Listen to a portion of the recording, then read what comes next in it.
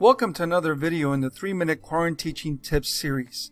Today we're going to talk about how to save your Zoom video files to Microsoft OneDrive.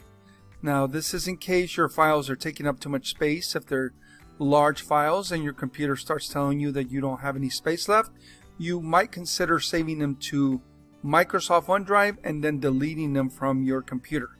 So let me go ahead and show you how to do that. First we'll open up Office 365. And then we will click on the OneDrive app. It might be here on the side. I know sometimes we see it over here in the middle. Doesn't matter where it's at. Go ahead and open up OneDrive. And what you want to do is you want to create a folder for these videos. So I'm going to go ahead and create a folder for Zoom lesson videos. And I have that right here. And I'm going to click Create. This folder is going to show up at the bottom.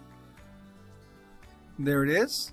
I'm going to go ahead and open the folder by clicking on it, and then we're going to click on Upload to find your Zoom video files. Those are going to be found in the Documents area. So when you go to your Documents folder, you're going to have your Zoom folder as well. I'm going to double click to open it, and inside of that I'm going to have my different folders for my different days that I've created videos. This is the most recent one on the 17th at 11:38. That's the one I'm going to upload. You'll notice that when you open up that folder, the video file actually has this Zoom_0 name. I'm going to right click on it and I'm going to rename it.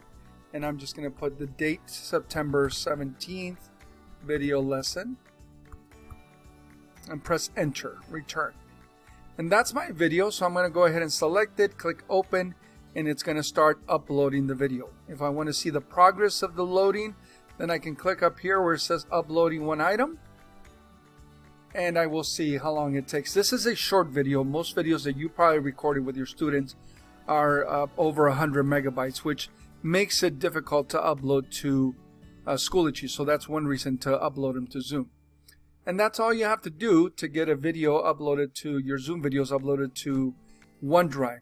And so once you upload these videos, I can actually go to my folder, my document folder, into my Zoom, and I can delete this video. I can move it to trash and empty my trash, and it will no longer take up space on my computer.